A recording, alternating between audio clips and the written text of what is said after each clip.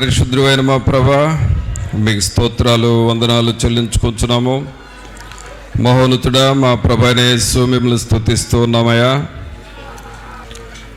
మిమ్మలను స్తుతించుటకును, మిమ్మలను గూర్చి పాడి కీర్తించి ఘనపరచుటకును సహాయం చేయండి. మీ కృపలో మమ్మలను బలపరచమని ప్రార్థన చేస్తూ ఉన్నాము. మీరు మాకు ఇచ్చిన ఈ సమయాన్ని బట్టి మీకే స్తోత్రాలు వందనాలు చెల్లిస్తూ ఉన్నాము. కృపామయుడా, దయా సత్య సంపూర్ణుడా, మీకే స్తోత్రాలు వందనాలు చెల్లిస్తూ ఉన్నాము. మీరు ఈ ఆరాధనకు అధ్యక్షత వహించండి. తండ్రిని ఘనపరచుటకును, రక్షకుడైన యేసుక్రీస్తును మహిమపరచుటకును, మేము నాయన పరిశుద్ధాత్మనితో సహవాసము చేయుటకును కృపను దయచేయండి ప్రభా. మా అంతరంగములను మీరు కనికరించండి, మా అంతరంగములను మీరు బలపరచండి. మీ ఆత్మశక్తిని, ఆత్మ పట్టుదలను మాకు మీరు దయచేయండి.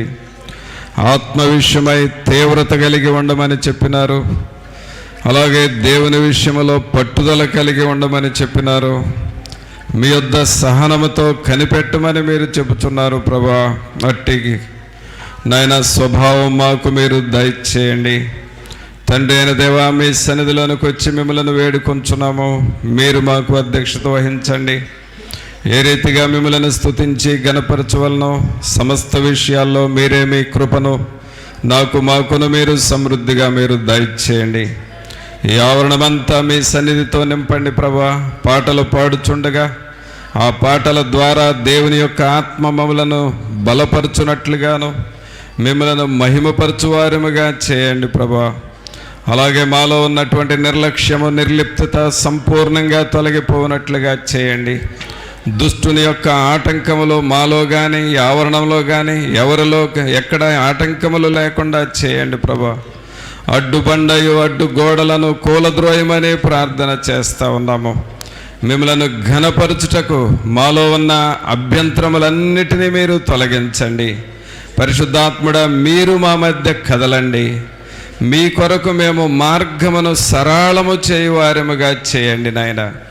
మీరు మా మధ్య సంచరించున్నట్లుగా మా పరిసరాలను, మమ్ములను పరిశుద్ధపరచమని ప్రార్థన చేస్తూ ఉన్నాం. రాజులైన యాజక సమూహముగా మమ్మల్ని ఇక్కడ చేర్చి మహిమా ఘనత ప్రభావాలు మీరే ఆరోపించుకొనమని నజరేయుడైన యేసు నామమున అడిగి వేడుకొనుచున్నాము తండ్రి, ఆమేన్. పాటలు పాడుకుందామండి.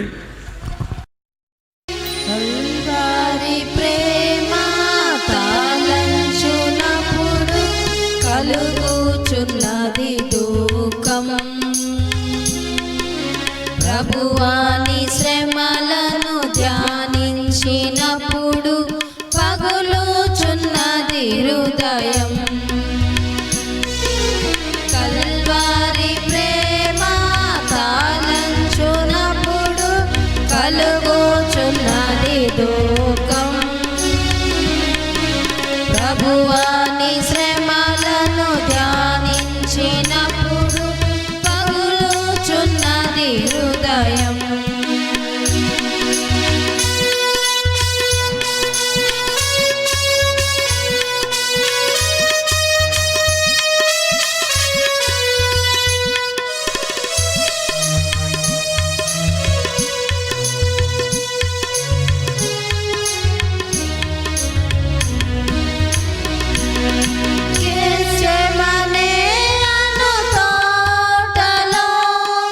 విలపించుచు ప్రార్థించు ధ్వని నలువైపులా వినపడుచున్నది. పగులుచున్నవి మా హృదయములు, కలుగుచున్నది దుఃఖం, కలుగుచున్నది దుఃఖం. కల్వారి ప్రేమ తాళంచునప్పుడు కలుగుచున్నది దుఃఖం. ప్రభువాని శ్రమలను ధ్యానించినప్పుడు పగులుచున్నది హృదయం.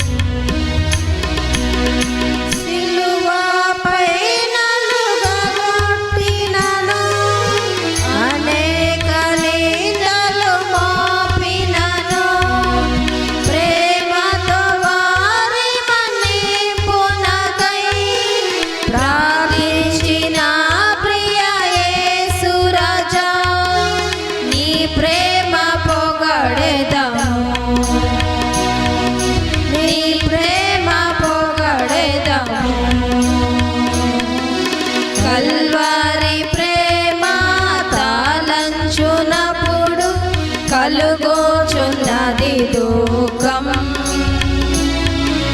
ప్రభువాని శ్రమలను ధ్యానించినప్పుడు పగులుచున్నది హృదయం.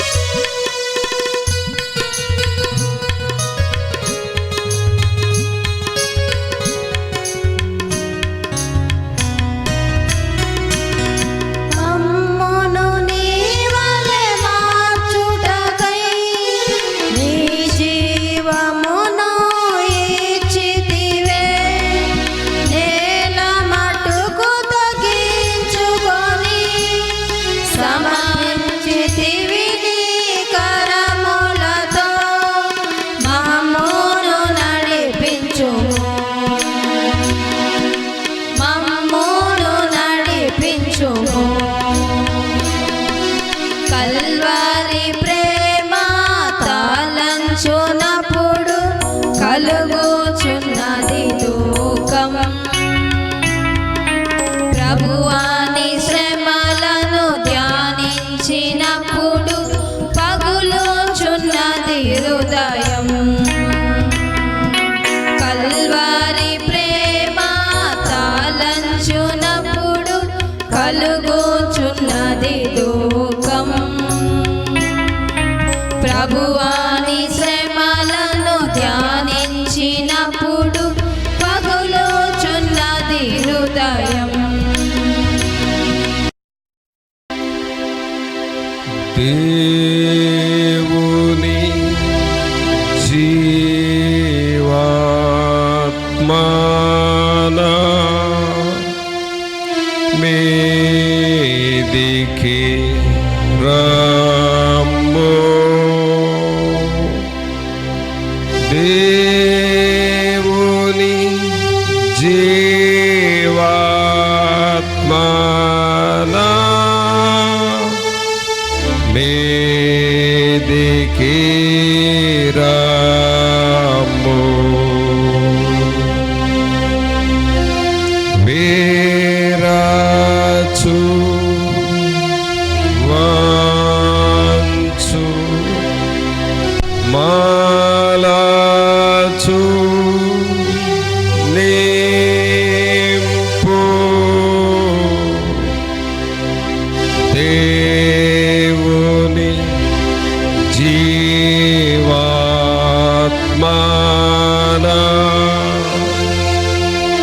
మీదికి రమ్ము.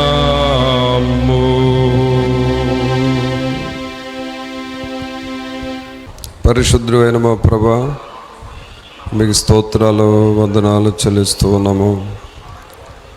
మహోన్నతుడా, మా ప్రభు అయిన యేసు, మిమ్మల్ని స్తుతిస్తున్నాము. మీరు మా దేవుడు, మా రక్షకుడు, మీకు వందనాలు. కృపా సత్య సంపూర్ణుడా, మిమ్మల్ని స్తుతిస్తూ ఉన్నాము. జీవాధిపతి, మీకు స్తోత్రాలు, మీకు వందనాలు. మమ్మల్ని ప్రేమించి మీరు ఇచ్చిన ఈ సమయాన్ని బట్టి మీకు వందనాలు చెల్లిస్తూ ఉన్నాము. మీ కృపలో బలపరచండి. మీ వాక్యపు వెలుగును మాకు దయచేయండి ప్రభా. నిరంతరము మీ నామమును స్తుతించి గణపరచు వారముగా చేయండి తండ్రి. రాజులు రాజా, మీకు వందనాలు. ప్రభులు ప్రభా, మిమ్మల్ని స్తుతిస్తూ ఉన్నాము. జీవాధిపతి, మీకు స్తోత్రాలు, మీకు వందనాలు. నిరంతరం మీ నామమును కీర్తించి గణపరచు వారముగా చేయండి తండ్రి. మీ వాక్యపు వెలుగును మాకు ఇవ్వండి. మీ వాక్యము దగ్గరకు వస్తూ ఉన్నాము. మాతో మీరు మాట్లాడి మీ నామమును మీరు మహింపరచుకోనండి. ఆత్మలను బలపరచండి ప్రభా. మా ప్రాణములకు నెమ్మదిని మీరు దయచేయండి. మా మనస్సు ఎల్లప్పుడూ మీ మీద ఆధారపడినట్లుగా సహాయం వచ్చేయండి. మీ వాక్యం దగ్గరికి వస్తుండగా సహాయం చేయమని నజరేయుడైన యేసు నామమున అడిగి వేడుకొంచున్నాము తండ్రి. ఆమేన్. పిల్లరా, దేవుని వాక్యం చదువుకుందాం.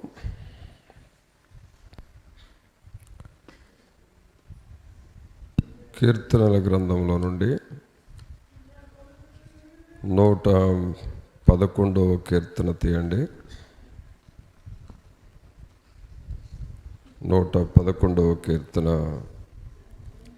మొదటి వచనాలు చదువుకుందాం. యెహోవాను స్తుతించుడి, యథార్థవంతుల సభలోను సమాజములోను పూర్ణ హృదయముతో నేను యెహోవాకు కృతజ్ఞతాస్తుతులు చెల్లించెదను. యెహోవా క్రియలు గొప్పవి, వాటి యందు ఇష్టము గలవారందరూ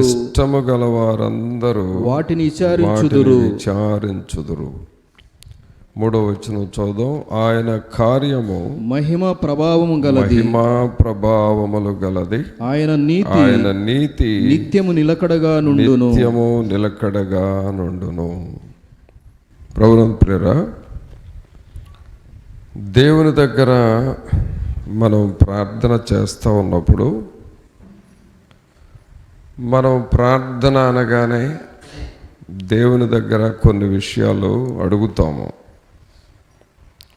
మనకేమి కావాలో, అలాగే మన అవసరతలు ఏమిటో,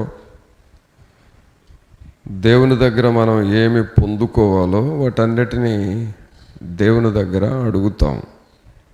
దానినే మనం ప్రార్థన చేసుకోవటం అంటాం. అయితే ప్రార్థన చేసుకుంటున్నప్పుడు మనకు కావలసిన అవసరతలు దేవుణ్ణి అడుగుతూ ఉన్నప్పుడు మన ప్రార్థన విని దేవుడు సహాయం చేస్తాడు. అయితే దేవుడు మనకు సహాయం చేసే విషయాల్లో కొన్ని మనం ఆలోచన చేస్తే, మానవునికి సాధ్యమైనవి కొన్ని ఉంటాయి, మానవునికి సాధ్యము కానివి కూడా కొన్ని ఉంటాయి. ఇప్పుడు మానవుడు ఎప్పుడు కూడా దేవుణ్ణి ఏమని అడుగుతాడంటే, ఎప్పుడు అడుగుతాడంటే, మానవునికి సాధ్యమైన పనులన్నీ మానవుడే చేసుకుంటాడు, కానీ అసాధ్యమైనవి ఉన్నాయి చూడండి. ఇది మన వలన కాదు అనుకుంటాం చూడండి, వాటి విషయము దేవుణ్ణి అడుగుతాం. ప్రభా, ఇక మా వలన కాదు, ఈ విషయంలో మీరే సహాయము చేయాలి, మీరే కృప చూపాలి అని మనం దేవుణ్ణి అడుగుతాం. అలా అడిగినప్పుడు ప్రభు మనకు సహాయం చేస్తాడు. అప్పుడు దేవుడు గొప్ప కార్యం చేశాడు, గొప్ప మేలు చేశాడు అని మనం అనుకుంటాం.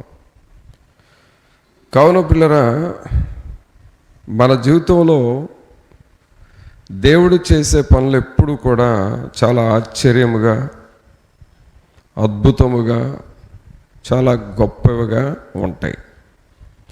దావీదు జీవితంలో కూడా దేవుడు అలాగే చేశాడు. ఎన్నెన్నో గొప్ప కార్యాలు చేశాడు. మరి గొల్లియాతును హతమార్చటము, అది దేవుడు చేసిన ఒక గొప్ప కార్యం. అలాగే ఆయన మేపుచున్నటువంటి గొర్రెలను ఆ ఎలుగుబంటి, ఆ సింహము వచ్చి వాటిని తిన్నప్పుడు వాటి దవడలు పట్టుకొని చీల్చి ఆ లోపలున్న గొర్రెను బయటకు తీయటం అనేది ఒక గొప్ప కార్యం. ఇవన్నీ దేవుడి గొప్ప కార్యాలు. అయితే వాళ్ళ జీవితంలోనే చేయటం కాదు, ప్రభు మన జీవితంలో కూడా చేస్తాడు. మన జీవితంలో ఎప్పుడు చేస్తాడు అని అంటే, మనం వాటిని నా జీవితంలో జరిగించండి ప్రభువా అని నువ్వు దేవుణ్ణి అడగాలి. దేవునికి నువ్వు ప్రార్థన చేయాలి. అందుకనే 2వ వచనంలో ఏముందంటే, యెహోవా క్రియలు గొప్పవి, వాటి యందు ఇష్టము గలవారందరూ వాటిని విచారించుదురు. అంటే నీ జీవితంలో, మన జీవితంలో ఈ కార్యాన్ని మీరు చేయండి ప్రభువా అని మనం అడగాలి. అయితే దేవుడు మన కోసం చేసిన కార్యాలు ఏమైనా ఉన్నాయా అని ఆలోచన చేస్తే దేవుని వాక్యమే మనకు జవాబు చెబుతుంది. అందుకనే దేవుని వాక్యాన్ని మనం బాగా చదవాలి. పైన చదివితే నీకేం అర్థం కాదు, కానీ మోకాళ్ళ మీద ఉండి దేవుని వాక్యాన్ని ప్రార్థనాపూర్వకంగా ధ్యానము చేస్తూ అడుగుతూ ఉంటే తప్పకుండా ప్రభు మనకు సహాయం చేస్తాడు. అందుకనే ఇక్కడ ఏమని చదువుతున్నాం? యెహోవా క్రియలు గొప్పవి, వాటి యందు ఇష్టము గలవారందరూ వాటిని విచారింతురు. తర్వాత ఏమంటున్నాడు? ఆయన కార్యము మహిమా ప్రభావములు గలది, ఆయన నీతి నిత్యము నిలకడగా నుండును. ఆయన కార్యములు మహిమా ప్రభావములు గలవి, ఆయన నీతి నిత్యము నిలకడగా ఉండును. దేవుని కార్యాలు గంభీరమైనవి, గొప్పవి. మన జీవితంలో దేవుడు చేసిన గొప్ప కార్యాలు ఏమిటి అని చూస్తే చూడండి, దేవుని వాక్యంలో 1 కొరింథీయులకు రాసిన పత్రిక 3వ అధ్యాయము 9వ వచనంలో చదివితే, మేము దేవుని జత పనివారమై ఉన్నాము, మీరు దేవుని వ్యవసాయమును దేవుని గృహమునై ఉన్నారు. గమనించండి, దేవుడు మన జీవితంలో చేసిన గొప్ప కార్యం ఏంటంటే మనల్నే దేవుడు తన గృహముగా ఏర్పాటు చేసుకున్నాడు. ఆయన నివసించే గృహముగా. దేవుడు నివసించేది పరలోకములో ఉంటాడు అని మనకు తెలుసు, కానీ ఆయన ఆత్మరూపంలో ఈ లోకంలో ఎక్కడ ఉంటాడంటే మన హృదయాలలోనే ఉంటాడు. ఈ సత్యం మనం తెలుసుకోవాలి. ఈ సత్యం తెలియక దేవుణ్ణి మన హృదయంలో నుండి బయటికి వెళ్ళగొడుతున్నాం.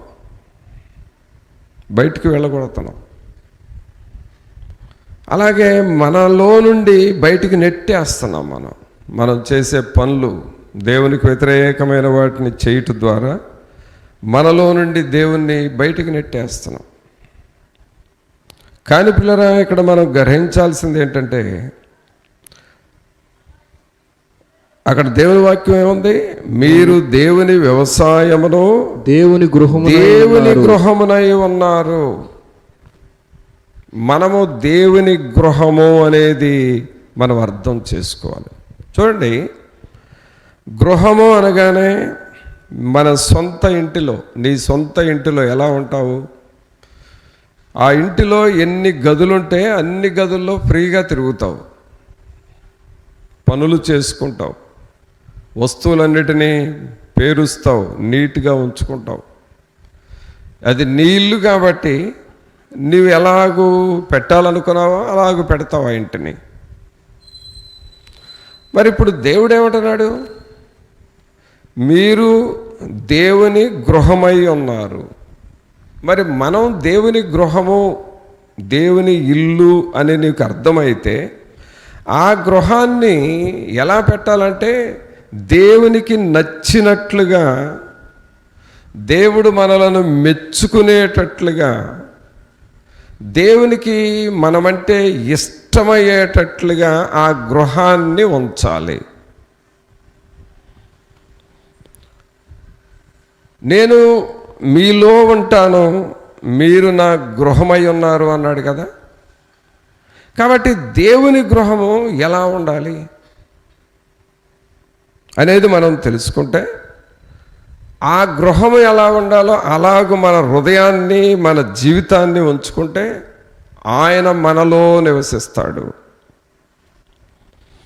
దేవుణ్ణి ప్రక్కకు పెట్టి మనం చేయగలిగింది ఏమి లేదు అనేది మొదట నువ్వు అర్థం చేసుకోవాలి.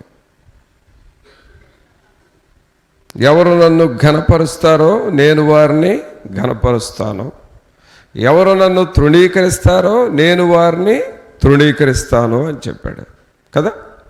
కాబట్టి దేవుణ్ణి మనం ఏం చేయాలంటే ఘనపరచాలి. ఆయన్ని ఘనపరచటమే మన హృదయము దేవునికి ఇల్లుగా ఇస్తున్నామని అర్థమవుతుంది. అయితే దేవుని ఇల్లు ఎలా ఉండాలి? దేవుని వాతావరణం ఉండాలి. పరలోకములో దేవదూతలు దేవునిని ఎల్లప్పుడూ స్తుతిస్తూ ఉంటారు, ఎల్లప్పుడూ ఆయన ఘనపరుస్తూ ఉంటారు. మన హృదయం కూడా ఆయన ఇల్లుగా ఉండాలి అనుకున్నప్పుడు మనం కూడా దేవుని నిత్యము స్తుతిస్తూ ఉండాలి. దేవునిని ఘనపరుస్తూ ఆయనను స్తుతిస్తూ అలాగూ మన హృదయాన్ని కాపాడుకున్నప్పుడు ఎక్కడైతే స్తుతి ఆరాధన జరుగుతూ ఉంటుందో, ఎక్కడైతే దేవునిని కొనియాడుతూ స్తుతిస్తూ ఉంటామో ఆ హృదయంలో ప్రభు ఉంటాను అని అంటున్నాడు. అలాగు నీ హృదయాన్ని దేవునికి ఇల్లుగా మార్చాలి.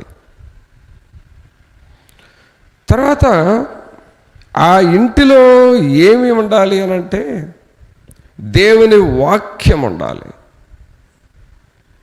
దేవుని వాక్యం, దేవుని వాక్యం నీ హృదయంలో నింపుకుంటా ఉండాలి.